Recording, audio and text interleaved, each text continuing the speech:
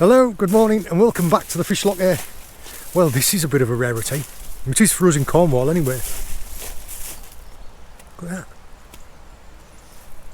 I think in my entire time down in Cornwall I've only seen snow laid on the ground probably 3 or 4 times in 10 years. So it shows you what a special type of morning it is. Yeah, we've got like almost like the eye in the storm.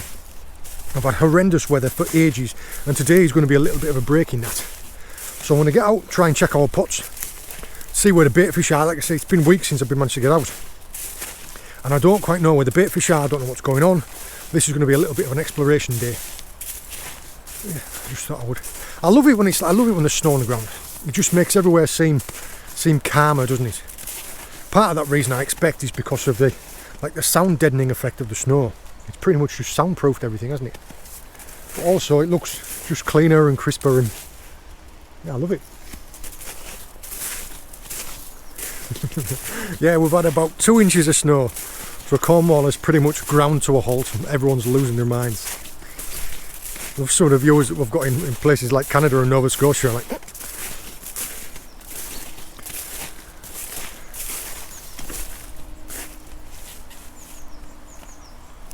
let's go. We'll do the pots first, then we'll do some fishing.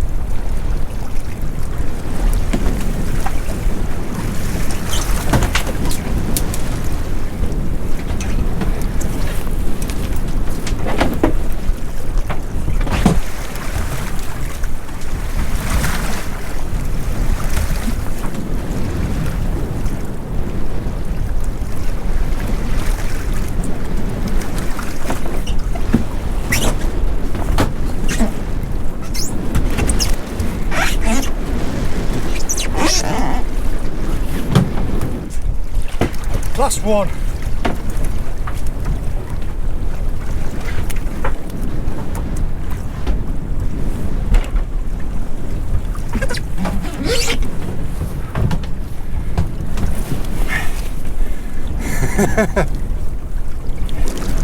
On top of the fact we're now broadside onto the weather, we've got a northerly wind and the tide's just changed. That's why we're slopping about so much. But on top of that, the ropes are really weedy, so they're really slippy, and my hands are froze. So yeah, that took a bit of doing. We ended up hauling those pots there into about a knot of tide. So the first one I got it up really well. The second one got a little bit stuck, so that slowed me down. But yeah, we'll deal with this pot first because it's got some fish in it.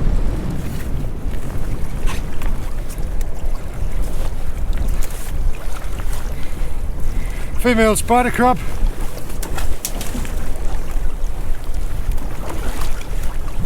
It's quite a decent sized ballon wrasse, that one. And a littler one.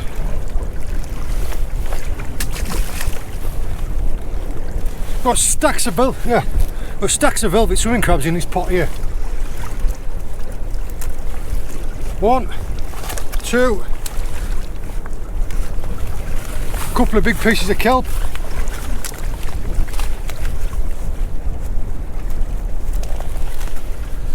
Another female spider.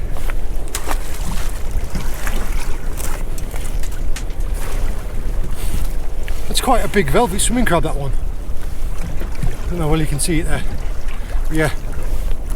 The reason that I don't often take these is because they count towards your daily limit. Now I could either take a velvet swimming crab that's this big, or I could take a brown crab that was that big. So that's why I don't usually take. This is about as big as these get.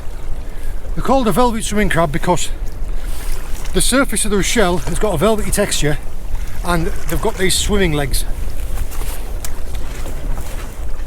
Come on, out you come.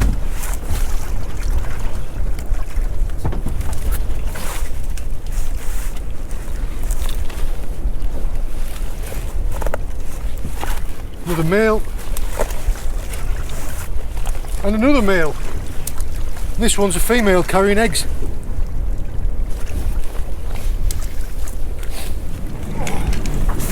Next pot. If it sounds or it looks slightly different, it's because I'm trialling a new camera today. Everything that I filmed today is with a new camera and a new camera setup.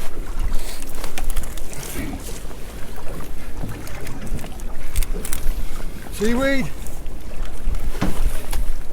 A little tiny female lobster. That really is a little one there, isn't it?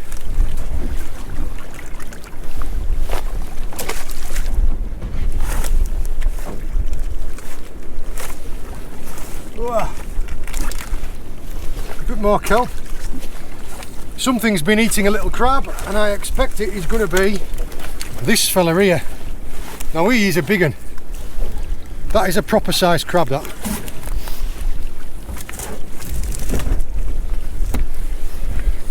That is a male brown edible crab, and he is well over the legal limit. But you understand now what I was saying about them velvet swimming crabs. In Cornwall, in my area, you're allowed a total of 5 a day. That's like 2 lobsters and 3 crabs, 4 crabs and 1 lobster, or 5 crabs. No more than 5 in total. And this counts the same as one of those velvet swimming crabs. So you can understand now why I don't often take them, because a crab that big is worth the same as a crab this size. Look how docile he is. This is how cold it is. It is bitterly cold. I've got about 6 layers on.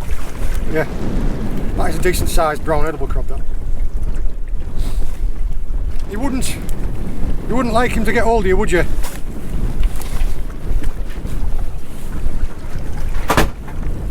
Stick him down there in that barrel. Oh. Last but not least, the big one.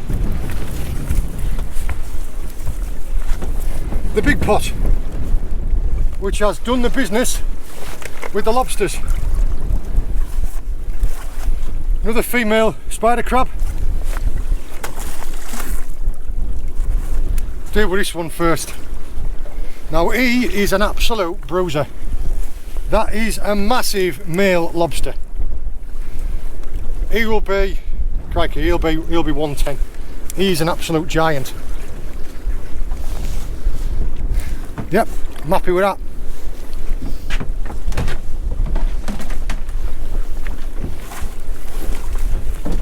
Also in here we have another little male. Only got 1 claw. He's undersized. He's well undersized. I'm surprised that big one hasn't bullied him.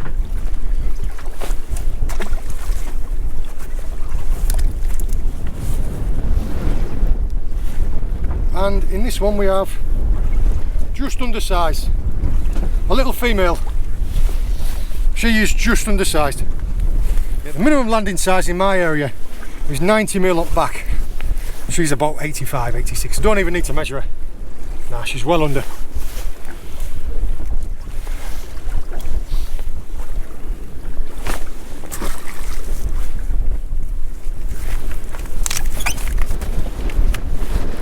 But that one,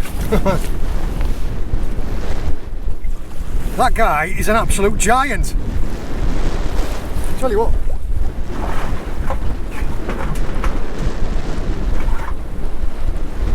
Hey, that pair's fantastic.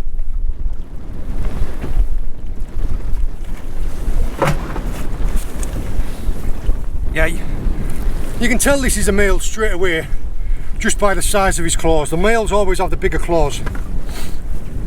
Also, his tail, the cross section of his tail, if it was a female that was this size, the tail would be about that wide.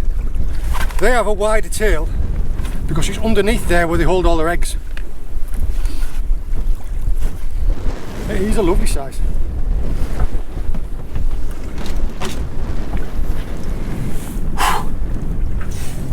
What I'm going to do, this is going to be the stinky part now. My last fishing session when I went off to the wrecks, I caught a load of ling. Anyway, I kept all the carcasses in a barrel with a little bit of rock salt. Now I know they're going to be stinking, I can smell them, and I haven't even taken the lid off the barrel yet. going to rebait these pots with that and we'll get them shot back. I'll clean all the ropes off as well because I don't know how well you could see. Yeah, the ropes are all covered in weed. That was right, it was so hard to haul them up. But worth it.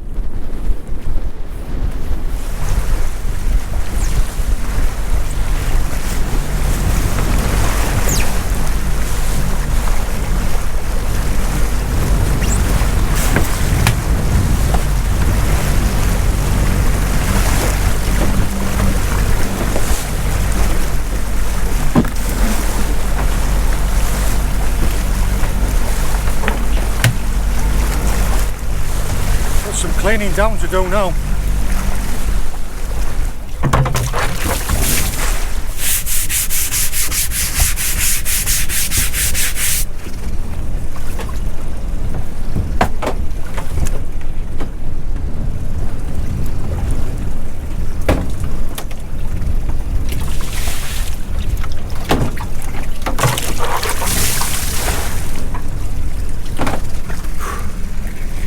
Let's go and see about doing some fishing now, eh? Got a little bit more wind than what I'd hoped. We'll give it a try.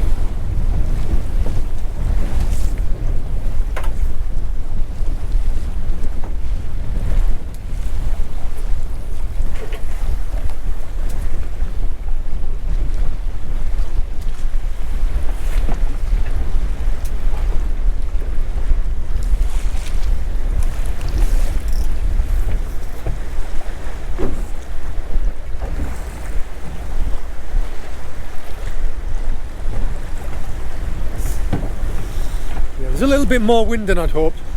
Really small tides. And all I'm doing now is I'm just fishing a prawn on a float.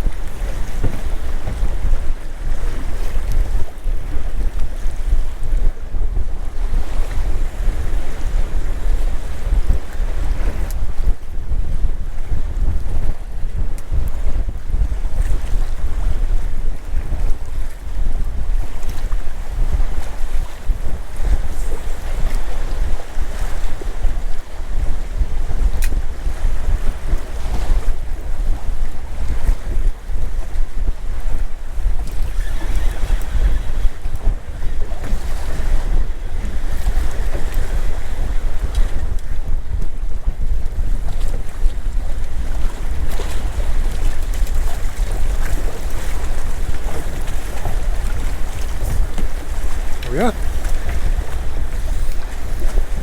It's not a big one, but a fish is a fish. Yeah, all I've done there, this is a little ballan wrasse. Angry little ballan wrasse. So you don't have to be worried about decent sized hooks either.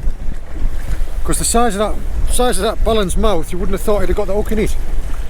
But he did. Incredibly camouflaged down there, aren't they? If there's, to be honest, by picking up that little tiny one there, it doesn't make me think there's going to be any bigger ones, because usually the bigger ones are the first on the feed. Now, all I've got there is, it's just a sliding float with a locked in lead and about a foot of fluoro, and I think that's a size, that might be a 3/0 Cox and Roll Mutsu circle. And all I've done was I just put a little live prawn on it. Dropped it down next to the pilings and drifted past. Go around for another go.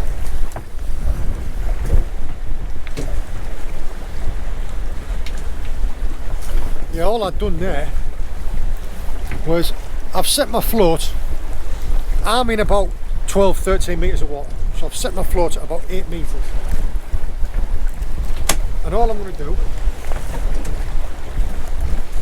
just got a couple of live prawn on the end, and I just cast it out near to the structure.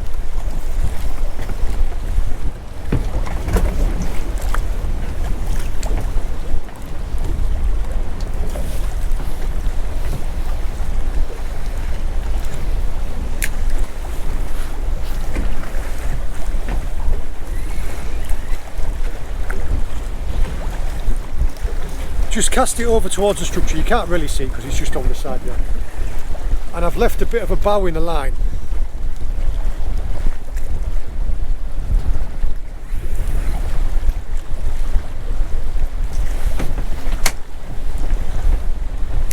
Now there are areas when it's going to be too deep and there are areas when it's going to be too shallow. Like now it's too shallow, so I'm having to trot it.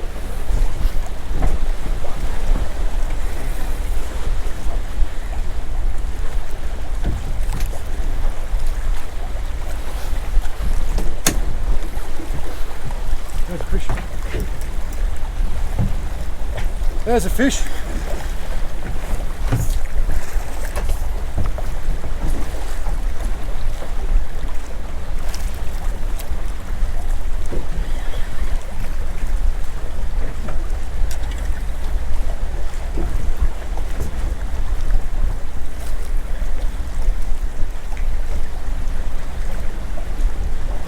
Oh.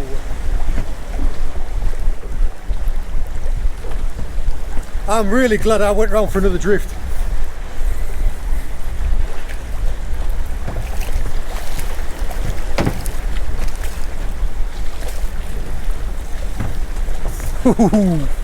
Yeah, I'm glad I went round for another drift. I tried a different bit of structure there. The first time I tried those black pilings, and the second time I tried the white ones. Look at that. That is a beautiful ballan wrasse. Look at the markings on it. I don't know if you can see there, but as the light's shining through that tail, it is almost like a shade of blue. Now you do need to watch these because they are covered in spines. All along the top there, all that serrated top you can see, that's spines. We've got a big one there on the anal fin. And they do know how to use them, they do know how to jab you. But that is a beautiful fish. And there's the circle hook, just in the corner of his mouth.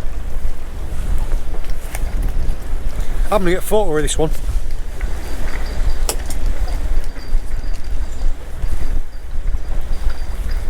Circle hook out.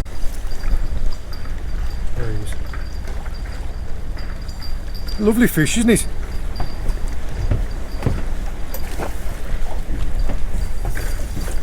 Go around and try it one more time. Yeah, that's all it was. Sliding float, locked in lead. Now the leads, you pick the size of lead to match the float and to match the tide. And then from there, the reason why I've used a shorter hook length is because it's really snaggy in there. And a longer hook length, the fish can pick it up and go around the snag. So I just want a short hook length. Get baited up, we'll go around again.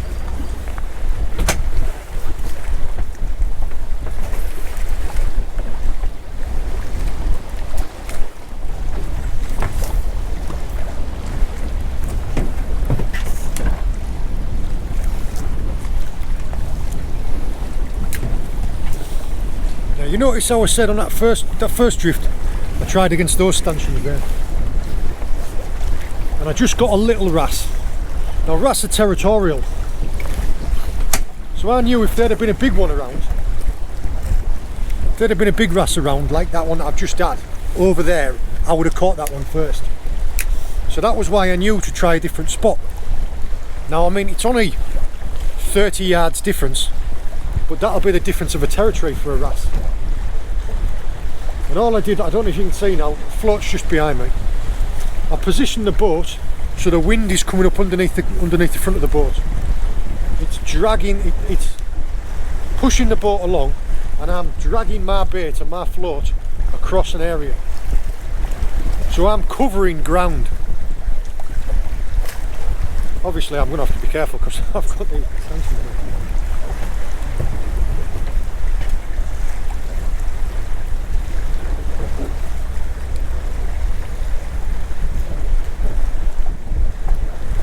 Missed the bait and he smashed the prawn.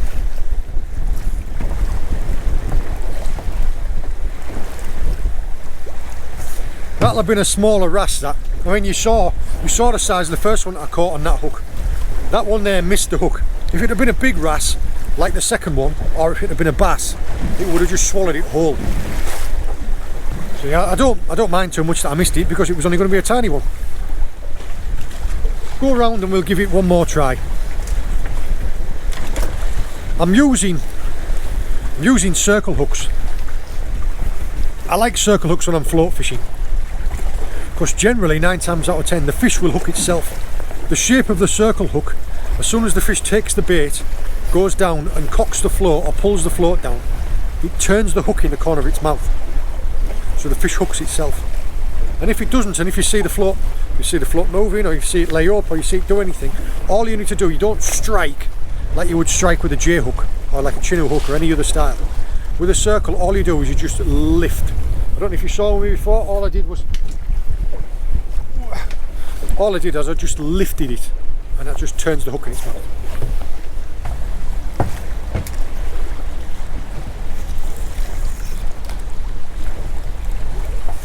Perfect. Even if I do say so myself.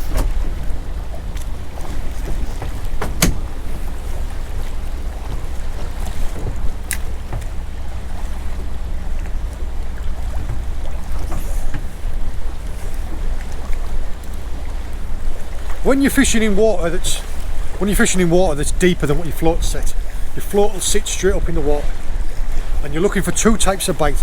You're either looking for the float to go straight under the water, which is a positive bite, I don't know if you can see it, just down in here, or you're looking for the float to come up and lay flat. It's called a drop back bite.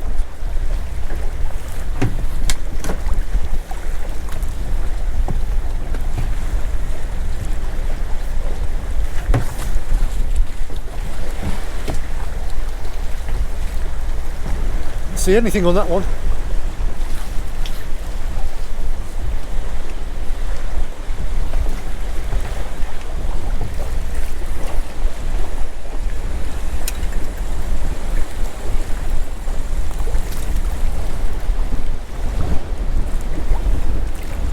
No, still fully intact. So there's nothing on that one either. So you can see that I've tried all of them. You're not going to catch all the fish in one place, you've got to move about a bit. I'm going to go back and I'll try that one right at the end where I got the big one, then we'll go.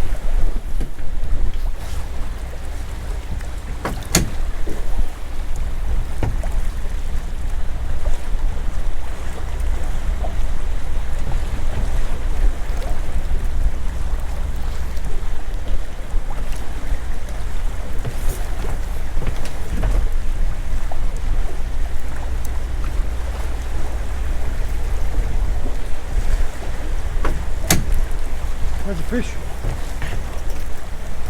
Oh, I pulled it out of its mouth. There's definitely another fish there.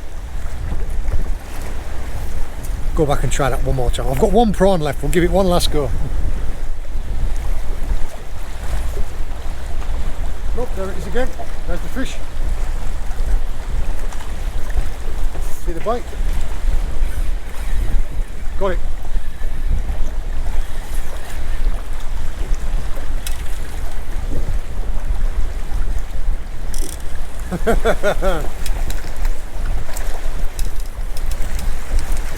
Oh, just spat the hook down there then, but I'm not joking, he was tiny, he was about that big. Just dropped right over, like dropped the float exactly where I got the bite the last time. Shows you how territorial you are. There'll be 1 rock and that'll be where he lives down there. Yeah, he was tiny. Probably smaller than the first one.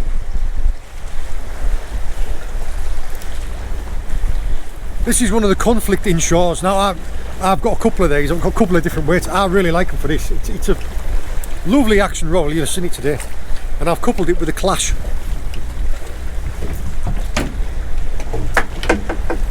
Perfect for fishing light like this with a float, or fishing with small lures. What I'm going to do now is I'm going to go out and see if I can't find some mackerel, find out where all the mackerel are. If I tell you there's a lot of feed around at the minute, that is an absolute understatement. I am in around about 40 metres of water, and currently my sounder is telling me I'm in 6 metres of water, just because the fish are that dense below the boat that I can't see the seabed. And if I can, I'll put something on the sounder here.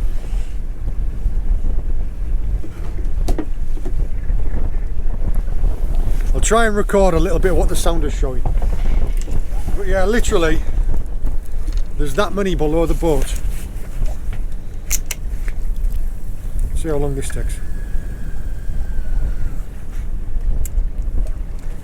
Where are we? 7 meters, there we go. It's too shallow. It must be just millions and millions of little white bait. Oh, there's one.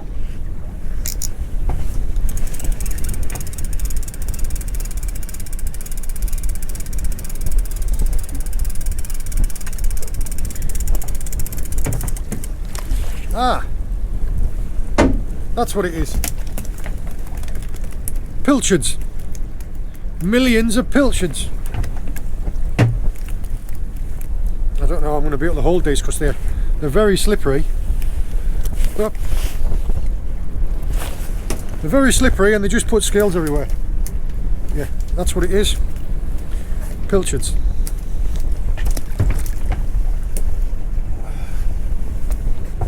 Yeah, look. Now that we've come out of the main of the shoal, the sound is actually working because it reaches the seabed. You'll see now because I'll put it in. We are in 13.3 meters of water, and anything that you can see that looks like a cloud, that's fish.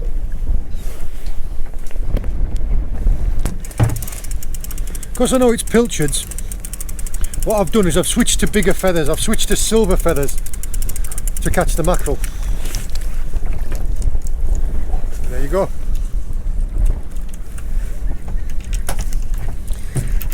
What I'm seeing at the moment is just a massive shoal running through at around about 7 to 8 meters.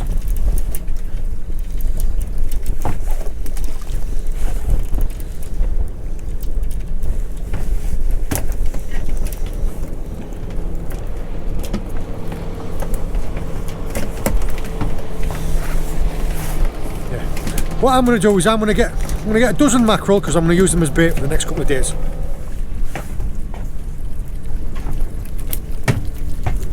That's more like it, isn't it?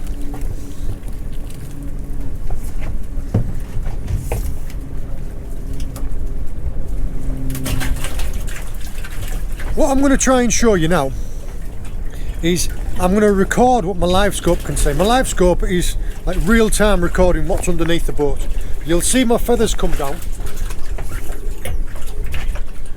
You see my feathers just at the top of the screen. Drop down towards where the fish are. You see the fish all coming in to attack them. There's the bite.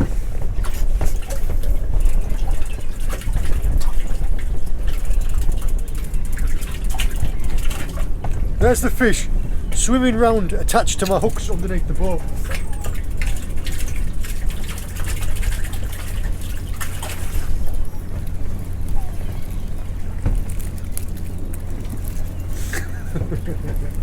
Doesn't get much better than that, does it?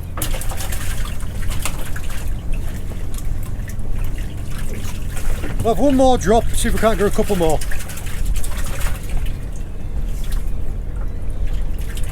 Down to where the fish are. Are they there? No, a little bit deeper.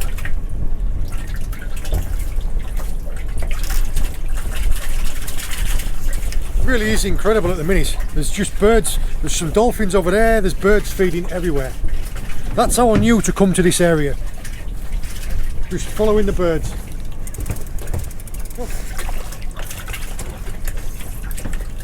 Just the one, but I tell you what, it's a good one.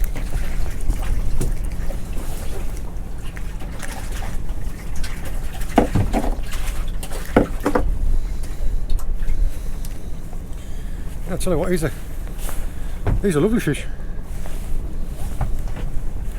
I'll have one more drop, see if I can't get a couple more big ones, and I'll drop them round to Jim's, because he loves fresh mackerel. There we go. Oh.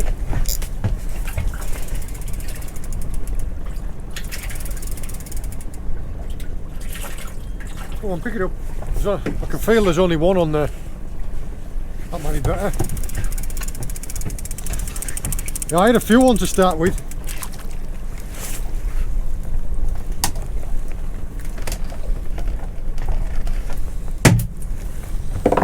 Yeah. You see how, well, I hope you notice, I keep them all alive in a live bait tank and then dispatch them all at the same time. The sabikis that I was using before, the tiny ones are that big. The mackerel feathers are that big. So I've sized up the hooks and the lures to catch the mackerel rather than catching the pilchards, because I don't want to catch the pilchards. Anyway, I think that's me done. Let's get tidied up. That's the only problem about mackerel, isn't it? You just splatter everywhere. I'm going to be picking scales off me now for a couple of days. Yeah, that's been a lovely little session out and out. Really crisp. I mean, my hands are absolutely frozen. I don't know if you can tell them. Yeah, I scribbed around and got a couple of live prawns near the marina. Caught a few ballon wrasse. Got one really nice ballon wrasse. He was a stunner. Yeah, some beautiful mackerel, and managed to get out to do the pots. That bait barrel. Yeah, think yourself lucky you can't smell what I can smell. But yeah, got a stunning lobster off back of it. I mean, he's an absolute beauty all on his own. I don't yet know what I'm going to do with you. Promised quite a few people a crab or a lobster, so I think I might say, yeah, you might be going somewhere else. That's one of the beauties of being able to do what we do. Is it's sharing it. Some people don't have a boat. Some people don't have the access. By sharing the fruits of the sea and the fruits of your labour. I hope you've enjoyed joining me. I hope you found it interesting. All the very best. See you later.